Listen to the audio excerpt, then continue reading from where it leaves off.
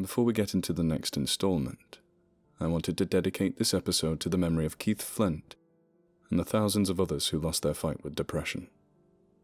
This one also goes out to those currently fighting your way through it. You're not alone, and help is more local than you know. Thank you, Keith, for bringing an edge to electronic music and for trying your best to fight your demons. You'll be greatly missed in both the music industry and in the hearts of all your fans. The candle in the window tonight is for you, brother. Now, on with tonight's installment. A lot of you are wondering if I'll still drive for Cerber and if I'll share stories from some of the more comical and slightly spooky endeavors. The answer is yes. I wanted to address that first and put your minds at ease. After this last weird stint, I'll need to take a break, but I will continue the drives and I will share with you the most interesting ones. As for a book, I'm not sure. Maybe, when I reach 25 rides, maybe I'll hire someone to ghostwrite that novel. See what I did there? The location to picking up Micheal, don't trip, he said it was fine, was a shanty little bar that looked like it allowed indoor smoking and turned a blind eye to quaaludes. Micheal was dressed in cowboy boots, with an adorable matching hat, a pastel orange Western-style shirt, and very neat blue jeans. He resembled either a cop or someone who was trying to be a cowboy for the very first time. Kind of like those Scandinavian folks who are obsessed with westerns and intentionally go to the Alamo without a field trip slip. Westerns are boring, and I'm not sorry for saying it. He almost anxiously got into the front passenger seat of my car. His apprehensive nature completely negates what I heard on the phone. Goody. More weird shit that doesn't make sense. Maybe I'm just too simple. Who knows? He gets into my car, and I look at him like I'm expecting the first swing. Up close, he looks exhausted and in the middle of an existential crisis. I did not want to relate to this weirdo. Are you arsehole? I asked, completely ready to die. It's inevitable in this line of work. Are you the intellectual? All right. You're the dumbass that is about as well managed as a toddler riled up in Red Bull. Oh my god, he is me. I think I'm in love. Sounds different in person too. Who are you? I asked, completely befuddled. I wanted to kill this guy just 2 minutes ago, very slowly. Now I kinda wanted to take this guy inside for a beer. Now can't you read either? How did they even let you have a license? In fact, how are you even still alive? He gave me this crazy one-eyed expression, leaning his face entirely too close to mine. Oh, and yes, he did sound like a genuine cowboy. Are you going to just keep asking me unhelpful questions, or are you going to play ball and tell me what in tarnation is going on? Yeah, I mocked him. We're in love now, it's okay. Alright, I'm not Wade, I'm Micheal, the Archangel. I'm not going to waste any more of your time. We have shit to do, son, he said, pointing to my mounted phone. On the screen was a destination in a residential area. A nice neighborhood. That doesn't settle me in any way. Rich people are worse creeps than my passengers. Self-made monsters. Terrific. While we make our way there, you mind telling me why you decided to intercept my well-earned date with death and dismay? I asked, less pushy. Despite enjoying this back-and-forth banter, I figured it was a bad idea to piss off an angel responsible for assembling victorious ethereal armies. I may be sassy, but I promise I'm not as stupid as I look. I don't care about dying, but no one is actually trying to earn a fast track to hell. Divination, son. What's it look like? He asked, putting a poorly handmade cigarette in his mouth. You're about to go marching to your death, and you have the balls to think that you got the balls for it? What? I ignored the fact that he lit up a cigarette in my car, which is typically a no-no, since this is technically a company car and I'm still pissed at Adeline.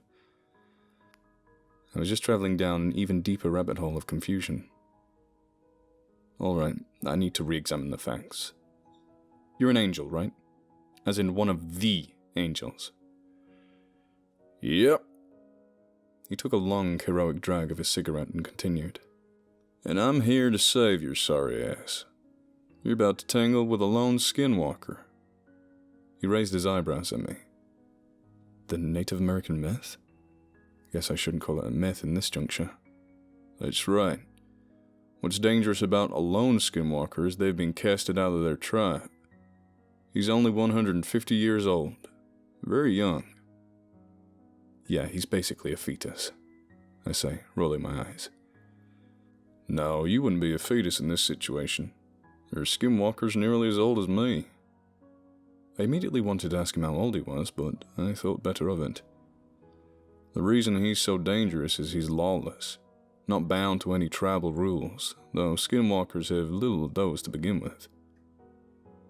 I impatiently tapped my thumb on the steering wheel, now slightly excited to land at our next stop. I think I know what's coming. Since you're too bullheaded to back down and too stupid to handle this situation alone, I decided to help you out. He grins, showing a couple of gold-capped teeth and radiating confidence. In turn, I also felt confident. Thanks. Now where are we? I ask, putting my car into park and killing the ignition. I have a guy who keeps everything you need right here in his home. Can't exactly run a storefront with this type of material on account of the licensing being a necessity in the state. Some folks just need to handle an advanced problem just one time. He unbuckles his seatbelt and climbs out of the car. Micheal doesn't bother knocking and enters the home. Every room was unburdened by furniture as well as lack of lighting. We head down to the basement, which was lit with a light violet, bathing the room in an emotional shade of calm. Littered about the room, which I can only describe as an organized mess of different types of weapons, stood a drag queen. Yep, very clearly a drag queen. The only reason I could even guess this was the cartoon-inspired makeup and a wig that looked like it could be a living creature, piled high on his head. From the neck down, he was dressed in a skin-tight tracksuit, exposing his well-kept physique. I know. Keep your mouth shut, Jim. Zazel, I brought the kid with a mouth on him, Micheal says, pointing behind himself at me. In the most flamboyant voice imaginable, Azazel replies, "Hey, honey, you're dancing with a skinwalker." Azazel does a mild salsa dance behind his workbench. So I'm told. I'm trying to remain professional because not only am I standing in the presence of an archangel, the drag queen standing before me is a demon. I know what Azazel is. Okay, I'm gonna give you a 9mm handgun, 2 11-round magazines of pure silver, a Molotov cocktail, and a lighter. Now, you can't kill a skinwalker with silver. It'll only slow it down. Do your best to aim for his legs and arms. When a skinwalker dumps its human form, it'll have freakishly quick abilities in both arms and legs, so don't skip any limbs. By the time Azazel was done giving me these directions, he had piled everything into a backpack.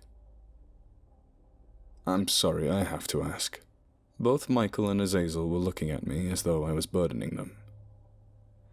Angels and demons work together? Fallen, asshole. I'm a fallen. Azazel crosses his arms, glaring at me. Right. You guys actually work together? Yes. Fallens were angels too once. Not all demons have bad intentions. Some like humans quite a lot, want to maintain a sort of balance. All right. I grabbed the backpack, completely done with the religious topics. You mind fixing the interception, Micheal? I'd really like to finish this. Sure, kid. He waves at Azazel and we begin our ascent from the basement. One more thing, Jim, says Azazel, waving. Don't miss. You can't afford to miss. I nod and smile and say, Thanks, Azazel. He smiles and turns around to finish his original project. As we're walking back to the car, I rehearse my plan in my mind. I've never actually shot a firearm before, so this was going to be interesting. I've also never had to hook up Molotov before. I may actually die trying to kill this thing. Micheal and I get back into the car and I ask him, Alright, I have to know. Why is Azazel a drag queen? Micheal let out a single chuckle and said, Well, Azazel was cast out of heaven for teaching humans how to build weapons and put war makeup on. He's always enjoyed cosmetics, so he decided to make it a hobby.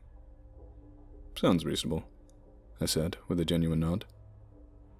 So what does Wade want? Obviously, Micheal has answers. I'm not going to be shy about asking. Not that I ever had a problem with that to begin with. Micheal pulls out another shanty stogie, lights up and gets comfortable. Do you remember what it's like losing Angela? How you felt lost, empty, and your life just had less flavor? Yes. Well, when some folks lose their sense of home in their people, they begin grieving in one of two common ways. Some people become hollow, much like yourself. Some become angry and develop an insidious agenda. They hurt others to gain control of their own pain. Micheal says, never breaking eye contact. So why Angela? Victim of circumstance, son. She's special, but not that special. Any idea why there was a silver bullet hanging from her body? What about the insanity parade he conducted on her corpse? I'm angry now. Not at Micheal. I hadn't had a taco in several hours. I put the bullet there. I was hoping someone would have caught on to that clue. Of course, that was a bust. He takes another drag of his cigarette. The mutilation was pure rage. He's lost and upset. That's why he killed Angela before he had his fun with her. Watch it, Micheal, I said swiftly. My sister isn't a sideshow attraction. Easy, son, he said calmly. I was actually hoping to piss him off. Point being is he didn't have a reason. The whole point of this is that he's just doing vile things out of rage. I was entirely unsatisfied with that answer. It's one thing to murder someone with intent, but to entirely disregard all life over a temper tantrum is a whole other level of evil. Do you know where Angela is? She's home, kid, he said, pointing upward. Her time was served. She brought you where you needed to be, so it's time for her to return. The oxygen in every fiber of my being was sucked right out of my body. Oh. Sorry, kid. He puts one hand on my shoulder and squeezes. But we all go home at some point. That's just how it is. Yeah, I croaked. What's the point of even going after this thing now? The only reason I got involved was to help Angela cross over. She's done that now. Listen, I know you're probably thinking of quitting. Would you honestly want this to happen to another young lady? A child? He asked me gently. You put way much too faith in my integrity. I shook my head, scoffing. But no, I don't want this to happen to anyone else. I'm going to finish this. Good, Micheal said, patting me on the shoulder. We spent the rest of the ride in silence while Micheal chain-smoked. I continued to rehearse my plan, and I was losing confidence with every repetition. Maim and set it on fire. Maim and set it on fire. Maim and set it on fire. I pull up in front of the bar I had originally picked Micheal up from. Since Micheal wasn't a danger to me in the slightest, his ride ended up being free. That's fine. I was in no position to pout about finances after the free gear to roast my sister's killer. Micheal gets out of the car and rounds his way to my window. You gotta lay off the Mexican food, son. It'll kill you. He half smiled and walked away. Thanks, Micheal, I replied, watching him walk into the bar. I decided that this job was far too much for me. I couldn't possibly do this. Well, not alone. I exit the Cerber app and decided to make a phone call. Jim? Borg barks into the phone. Borg? I replied, attempting to match his gusto. Hi, Jim. Feeling better? I can hear his tusk scraping the phone as he spoke. Yeah, thanks, Borg. I put the backpack and arsenal of weapons in my back seat. You feel like taking down a skinwalker with me tonight? Borg hates skinwalker. Borg help. Jim have red protection? Jim stupid. Borg have to ask. That gelatinous, jovial dick. Yes, Borg, I say, trying to remember that his honesty isn't personal. I have silver bullets and a Molotov. Okay, Jim. Only fire kills skinwalker. Borg wrestle for Jim. I could hear whatever poor recliner he was ascending from cry out as he stood. Thanks, Borg. Oh, and one more thing. Yes, Jim? Take a shit before you get in my car. Please.